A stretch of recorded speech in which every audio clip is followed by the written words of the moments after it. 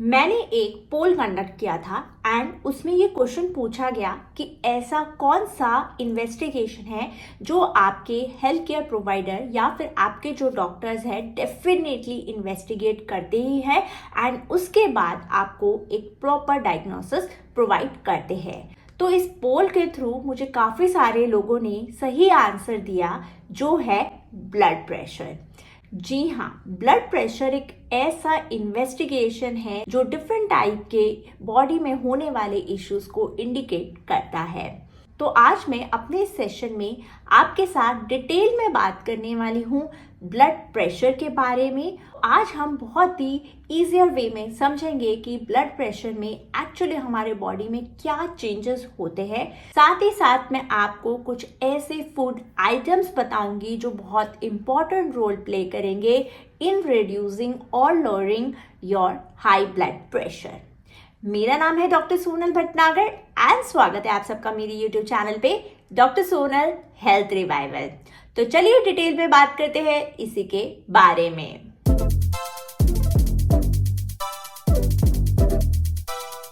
सबसे पहले ये जानना जरूरी है कि ब्लड प्रेशर एक्चुअली होता क्या है। अब ब्लड प्रेशर को अगर मैं 2 पार्ट्स में डिवाइड करूं तो यानी कि ब्लड के अंदर किसी तरीके का प्रेशर जनरेट हो रहा है उसे हम बोलते हैं ब्लड प्रेशर। अगर वो प्रेशर हाई होगा तो डेफिनेटली उसे हाई ब्लड प्रेशर का नाम दिया जाएगा and if in case pressure जो होगा ब्लड के अंदर कम होगा तो उसे लो ब्लड प्रेशर का नाम दिया जाएगा। तो चलिए डिटेल में साइंटिफिकली जानते हैं कि ऐसा बॉडी के अंदर क्या होता है जिसकी वजह से ये डिफरेंस आते हैं आपके बॉडी में। तो सबसे पहले मैं आपको एक एग्जांपल देना चाहूँगी प्रेशर कुकर का। जैसे कि आप मानिए कि एक कुकर है एंड उसके अंदर आपने कुछ कुक करने के लिए रखा है। ग्रेजुअली अंदर में एक तरीके की स्टीम जनरेट होगी जो प्रेशर क्रिएट करेगी एंड वो प्रेशर जो है वो रिलीज होगा in the form of vessel. साथ में मैं आपको एक और एग्जांपल देना चाहूँगी। आप जरा सोचिए कि अगर आप कोई प्लांट को वाटरिंग कर रहे हैं थ्रू द पाइप एंड आप नोटिस करते हैं कि उस पाइप के थ्रू जो वाटरिंग हो रही है प्लांट को वो बहुत ही स्लो हो रही है। तो ये नोटिस करने के बाद आपका रिस्पॉन्स क्या रहेगा? आप जाएंगे और टैप को ज़्यादा अच्छे से ओपन कर देंगे सो दैट प्रेशर में पानी आए एंड अच्छे तरीके से आप वाटरिंग कर पाए आपके प्लांट्स को। तो सेम कॉन्सेप्ट जो है वो यहाँ पर भी अप्लाई होता है। जब कभी आपके आर्टरीज यानी कि जो आपकी हार्ट से पास होने वाली डिफरेंट टाइप ऑफ पाइप्स हैं, जब उनमें से बहुत स्पीड में ब्लड फ्लो होगा तो डेफिनेटली एक प्रेशर क्रिएट होगा एंड जब ये प्रेशर क्रिएट होगा आपके ब्लड में उसे कहा जाएगा हाई ब्लड प्रेशर। तो इसके चलते मैं आपको बताना चाहूंगी कि जो ब्लड प्रेशर का जो नंबर आता है वो कभी भी एक सिंगल नंबर नहीं होता है। तो जो नंबरिंग होती है वो 2 पार्ट्स में होती है। तो आप जरा सोचिए कि सपोज आपकी कोई ब्लड वेसल है एंड उसमें से ब्लड जो है वो पास हो रहा है एंड उस पर्टिकुलर टाइम पे जो आपकी ब्लड वेसल है वो कॉन्ट्रैक्ट होती है। तो जब वो कॉन्ट्रैक्ट होगी तो उस पर्टिकुलर टाइम पे जो ब्लड का फ्लो होना चाहिए वो काफ़ी स्पीड में होगा, क्योंकि यहाँ पे जब कॉन्ट्रैक्शन हुई है तो जो सरफेस एरिया है यानी कि जो एरिया मिला है ब्लड को फ्लो होने का वो कंपैरेटिवली लेस है। तो डेफिनेटली उस टाइम पे जो स्पीड होगी ब्लड की वो ज़्यादा ही होगी। तो जब हम इस लेवल पे जब रिकॉर्ड करते हैं तो उसे बोला जाता है सिस्टोलिक लेवल। साथ में उसके चलते जब उस पर्टिकुलर लोकेशन से ब्लड जो है वो फ्लो हो जाता है तो वो पर्टिकुलर एरिया का जो ब्लड वेसल होता है वो रिलैक्स करता है। तो उस ड्यूरेशन पे जो ब्लड है वो कंपैरेटिवली स्लो फ्लो होता है एंड उस पर्टिकुलर टाइम की रीडिंग को बोला जाता है डायस्टोलिक लेवल। तो अब आप ये समझ गए होंगे कि जब ब्लड अंडर प्रेशर या ओवर प्रेशर से फ्लो होता है उसके बेसिस पे ब्लड प्रेशर की जो रिपोर्ट है वो बनती है। बट साथ में हमें ये ध्यान देना भी ज़रूरी है कि अगर ब्लड की क्वालिटी यानी कि ब्लड के अंदर जो इम्पॉर्टेंट इलेक्ट्रोलाइट हैं अगर उसके अंदर भी डिफरेंस आ जाए तो भी वो एक कारण हो सकता है बढ़े हुए ब्लड प्रेशर का। अगर मैं इसको बहुत ही इजी लैंग्वेज में बताना चाहूँ तो आप समझ सकते हैं कि जब आपका ब्लड बहुत थिक हो गया हो या फिर बहुत ज़्यादा वाटरी हो गया हो, या पॉसिबिलिटी हो सकती है कि जो आपकी आर्टरीज है वो नैरो हो गई हो, या फिर ब्लड वेसल्स की जो टोनिसिटी है उसमें कुछ इम्पैक्ट पड़ा हो, तो ये सारे कारण में से कोई भी अगर एक भी कारण है तो वो रिजल्ट कर सकता है हाई ब्लड प्रेशर में। तो आपने एक टेस्ट के बारे में सुना होगा जिसे हम बोलते हैं इलेक्ट्रोलाइट ब्लड टेस्ट। अब इलेक्ट्रोलाइट ब्लड टेस्ट का क्या रोल हो सकता है आपके ब्लड प्रेशर में? तो सबसे पहले आपको ये जानना जरूरी है कि जो इलेक्ट्रोलाइट ब्लड टेस्ट होता है तो वो लेवल बताता है कि ब्लड के अंदर कितने लेवल का sodium, potassium, chloride and total carbon dioxide है। सबसे पहले जान लेते हैं कि ब्लड प्रेशर की क्या लेवल्स हो सकते हैं और कौन सा एक ऐसा लेवल है जो हाइपरटेंसिव क्राइसिस को इंडिकेट करता है। द टेक्सास हार्ट इंस्टीट्यूट ने ये एक क्लियर चार्ट को बताया है जो बहुत क्लियर कट पिक्चर दे सकता है कि जो ब्लड प्रेशर है वो एक पर्टिकुलर पेशेंट का यानी कि कोई भी एक पर्सन का किस लेवल पे स्टैंड होता है। नॉर्मल कैटेगरी में जो सिस्टोलिक ब्लड प्रेशर है वो less than 120 millimetre of mercury आता है एंड जो डायस्टोलिक है वो less than 80 millimetre of mercury आता है, तो वो एक नॉर्मल रेंज कंसीडर होती है।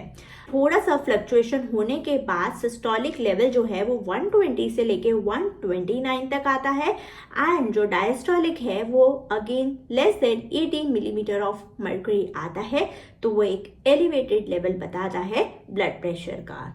एंड उसके बाद आता है हाई ब्लड प्रेशर जिसके अगेन 2 स्टेजेस होते हैं। स्टेज 1 मींस जो सिस्टोलिक ब्लड प्रेशर है वो 130 से लेके 139 मिलीमीटर ऑफ मर्क्यूरी होता है एंड जो डायस्टोलिक है वो 80 से लेके 89 मिलीमीटर ऑफ मर्क्यूरी की रेंज को बताता है।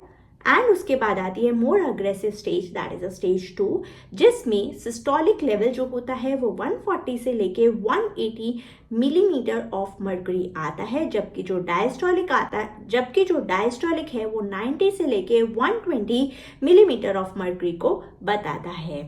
एंड अगर ये स्टेज भी क्रॉस हो जाती है एंड सिस्टोलिक लेवल जो है more than 180 millimetre of mercury आता है, जबकि डायस्टोलिक जो है वो more than 120 millimetre of mercury आता है, तो वो एक तरीके का हाइपरटेंसिव क्राइसिस को बताता है।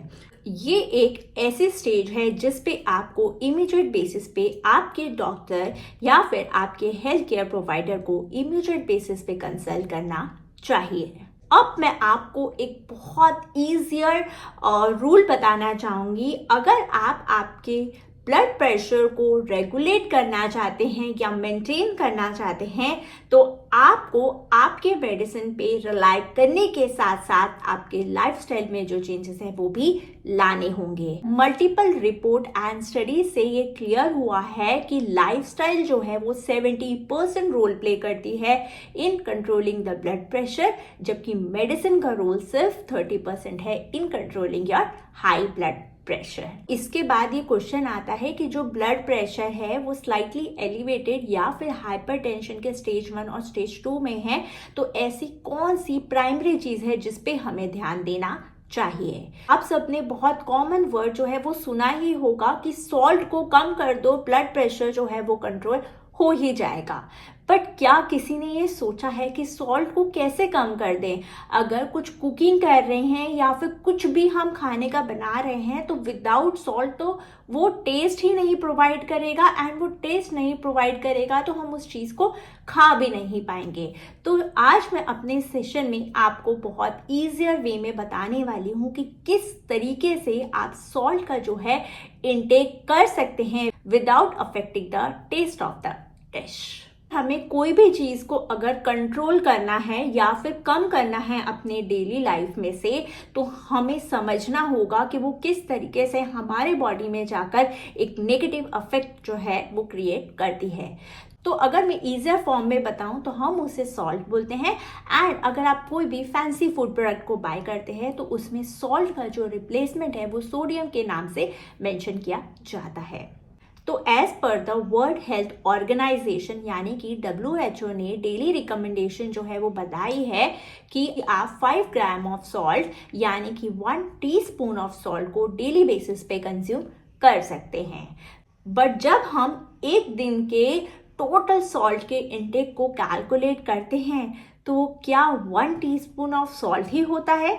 तो आंसर आएगा कि no, 1 teaspoon of salt per day बहुत ही कम है अगर हम 3 to 4 मील्स ले रहे हैं पर डे एवरेज में। So as per the World Health Organization it is clear कि आपको डेली बेसिस पे 1 टीस्पून ऑफ सॉल्ट को ही कंज्यूम करना चाहिए। तो लोअरिंग योर सोडियम यानी कि salt level is a quick fix, and अगर आप सोडियम लेवल के इनटेक को कम करते हैं तो वो इक्वल होता है 1 or 2 medicine of the blood pressure.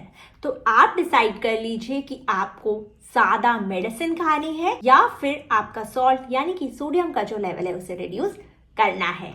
तो जब भी कभी आप सॉल्ट यानी कि सोडियम का इनटेक करते हैं हाई अमाउंट में, तो उस टाइम पे जो सोडियम होता है वो अट्रैक्ट करता है वाटर को, एंड इसकी वजह से जो फ्लूइड लेवल है वो बढ़ जाता है आपके ब्लड स्ट्रीम में। एंड ये जो बढ़ा हुआ वॉल्यूम होता है यानी कि जो फ्लूइड लेवल बढ़ जाता है ब्लड के अंदर, तो वो एक तरीके का प्रेशर क्रिएट करता है। एंड मैंने आपको पहले भी बताया कि जब आपके आर्टरीज में जो ब्लड फ्लो हो रहा है उसका वॉल्यूम बढ़ गया यानी कि वो बहुत वाटरी हो गया तो भी ब्लड प्रेशर बढ़ता है। तो ये क्लियर कट बताता है कि अगर सोडियम का आपने इंटेक किया है ज़्यादा तो वो डेफिनेटली फ्लूइड लेवल जो है वो ब्लड के अंदर बढ़ाएगा, जिसकी वजह से ब्लड का वॉल्यूम बढ़ जाएगा एंड वो डायरेक्टली अफेक्ट करेगा आपके ब्लड प्रेशर के बढ़ने में। तो सेम उसी तरीके से जैसे मैंने आपको एग्जांपल दिया कि अगर आप वाटरिंग कर रहे हैं प्लांट को थ्रू द पाइप एंड आपने उसमें प्रेशर क्रिएट कर दिया आपके टैप में, यानी कि आपने टैप को पूरा ओपन कर दिया ताकि जो ब्लड है वो अच्छे लेवल से यानी कि हाई अमाउंट ऑफ जो वाटर है वो फ्लो हो थ्रू द पाइप, तो एक प्रेशर क्रिएट होगा उस पर्टिकुलर पाइप में। सेम वे में अगर ब्लड के अंदर वाटर का लेवल बढ़ गया यानी कि जो ब्लड वॉल्यूम है वो बढ़ गया एंड वो उस पर्टिकुलर पाइप से जब फ्लो होगा तब वो क्रिएट करेगा एक तरीके का प्रेशर ऑन द आर्टरीज, जिसकी वजह से ब्लड प्रेशर जो है वो बढ़ जाएगा। साथ ही साथ सोडियम वाटर को तो अट्रैक्ट करता ही है, ये कॉन्ट्रैक्ट भी करता है आर्टरीज को। तो जब सोडियम का इंटेक बहुत ज़्यादा बढ़ जाएगा तो जो आर्टरीज होंगी वो कॉन्ट्रैक्ट हो जाएंगी। कॉन्ट्रैक्ट होने की वजह से बहुत ही नैरो स्पेस मिलेगी ब्लड को टू फ्लो। तो जब इस छोटी सी स्पेस में से ब्लड फ्लो होगा तब अगेन एक तरीके का प्रेशर क्रिएट होगा, फर्दर लीड करेगा हाई ब्लड प्रेशर में। तो अब आपने समझ ही लिया है कि सॉल्ट एंड सोडियम जो है वो कितने बड़े कल्प्रिट हैं in increasing your blood pressure. तो अब मैं आपको बताऊंगी कि ऐसे कल्प्रिट को फाइट करने के लिए ऐसी कौन सी फूड आइटम्स हैं जो हमें कंज्यूम करने चाहिए। जब भी कभी सोडियम की बात होती है तो पोटेशियम की बात डेफिनेटली आती ही है। तो यहाँ पर मैं आपको एक एग्जांपल देना चाहूँगी कि आप जरा सोचिए कि अगर कोई एक वॉर हो रही है यानी कि जो ऑफेंसिव पार्टी है वो है सोडियम, जो एक तरीके का प्रेशर क्रिएट कर रही है यानी कि ब्लड प्रेशर को क्रिएट कर रही है, तो उससे बचने के लिए डिफेंसिव पार्टी को भी एक्टिवेट होना ही पड़ेगा, तो वो है हमारा पोटेशियम। तो आप ऐसा मान के चल सकते हैं कि पोटेशियम एक ऐसी चीज़ है जो लोअर डाउन करता है सोडियम को। तो जब भी सॉल्ट का इंटेक बढ़ा होगा, सोडियम लेवल बॉडी के अंदर ज़्यादा होगा, ब्लड प्रेशर बढ़ा होगा, तो उस टाइम पे अगर हमने पोटेशियम को ऐड कर दिया तो इमीडिएट इफेक्ट पर आपके बढ़े हुए सोडियम के लेवल को रिड्यूस करने में हेल्प करेगा। तो जब भी कभी सोडियम का लेवल बढ़ा होता है एंड अगर आपने उसके अंदर पोटेशियम रिच फूड आइटम्स को ऐड कर लिया तो वो इमीडिएट इफेक्ट पे सोडियम का जो रिटेंशन है या फिर सोडियम जो आपके ब्लड स्ट्रीम में पड़ा है उसे रिमूव करेगा from your blood through the urine. साथ ही साथ जो पोटेशियम है वो रिलैक्स करता है ब्लड वेसल्स को एंड जो कॉन्स्ट्रिक्शंस हो रही होती हैं ब्लड के अंदर बिकॉज ऑफ द सोडियम उसे रिलीव करता है एंड हेल्प करता है in the natural good flow of the blood. अगर मैं पोटेशियम रिच फूड की बात करना चाहूँ तो उसके एग्जाम्पल हो सकते हैं dried apricot soybean, beans, pumpkin seeds, chickpeas, peas, raisins, palak, almonds, hazelnut, peanut, lentils, avocado, mushroom, potatoes, tomatoes and banana. तो इन सारी चीज़ों को आपको अपने डेली लाइफ में डेफिनेटली ऐड करना चाहिए। याद रखिए, अगर सोडियम बढ़ा हुआ है तो पोटेशियम को डेफिनेटली बढ़ाना है, सो दैट एक्सेस जो सोडियम है वो एक्सक्रीट हो सके आपके यूरिन से। एंड अगेन आप सोचिए कि सपोज एक वॉर हो रही है एंड उस वॉर में जो हमारे अगेंस्ट की पार्टी है, यानी कि जो ऑफेंसिव पार्टी है, उसको एक्टिवेट होने के लिए हमने अपनी तरफ से एक डिफेंस क्रिएट किया, जैसे कि हमने पोटेशियम ऐड किया हमारे डेली मील में। तो उस पर्टिकुलर डिफेंसिव टीम में एक सोल्जर तो काम नहीं करेगा, उसको हेल्प करने के लिए डिफरेंट और भी हमें सोल्जर्स की रिक्वायरमेंट होगी। तो वो दूसरा सोल्जर हो सकता है मैग्नीशियम। जी हाँ, मैग्नीशियम जो होता है वो रिलैक्स करता है आर्टरीज को, जो फर्दर हेल्प करता है in the good natural flow of the blood through the arteries. Magnesium rich food items के एग्जाम्पल हो सकते हैं बनाना, एवोकेडो, ब्राउन राइस, बीन्स, पालक, dark chocolate, almonds and the pumpkin seeds.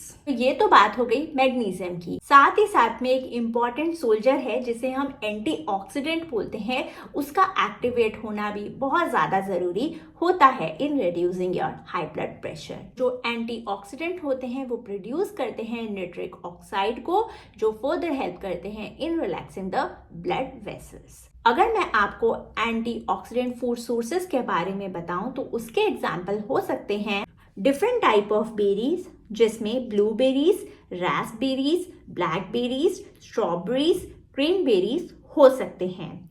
साथ ही साथ आप डार्क चॉकलेट को ऐड कर सकते हैं, बीट्स, पालक, एप्पल को भी आप ऐड कर सकते हैं, किडनी बीन्स, प्रून्स और पेकन्स, जो एक वॉलनट जैसा ड्राई फ्रूट है। ये तो मैंने आपको बहुत सिंपल फॉर्म में बताया कि अगर हाई ब्लड प्रेशर है, यानी कि हमारा सोडियम लेवल हमारी ऑफेंसिव पार्टी है, तो उसके अगेंस्ट में हमें डिफेंसिव में कुछ चीजें ऐड करनी चाहिए, जिसके एग्जाम्पल हैं potassium, magnesium and the antioxidants.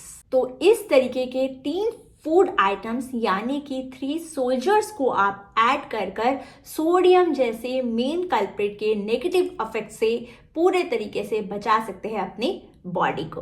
अब आप सोच रहे होंगे ये बोलना तो आसान है कि सोडियम कम कर दो, सॉल्ट कम कर दो, बट खाना कैसे खाएंगे? फ्लेवर अच्छा नहीं लगेगा तो कुछ खाया ही नहीं जाएगा और बॉडी वैसे वीक हो जाएगा, बॉडी के जो फंक्शंस है वो वैसे अफेक्ट हो जाएंगे। तो मैं आपको बताना चाहती हूँ कि ऐसा नहीं है।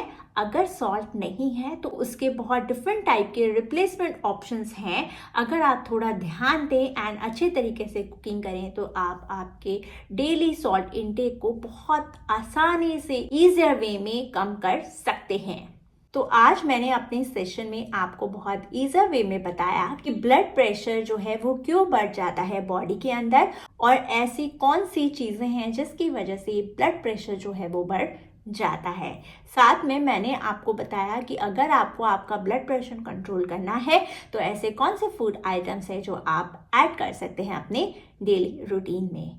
अगर आपको मेरा इस सेशन इन्फॉर्मेटिव लगा है और आप चाहते हैं कि मैं इसी तरीके के इन्फॉर्मेटिव सेशंस आप तक लाती रहूं, तो इस वीडियो को लाइक, शेयर एंड सब्सक्राइब करना ना भूलिए। मिलते हैं नेक्स्ट सेशन में नए टॉपिक के साथ। Thank you.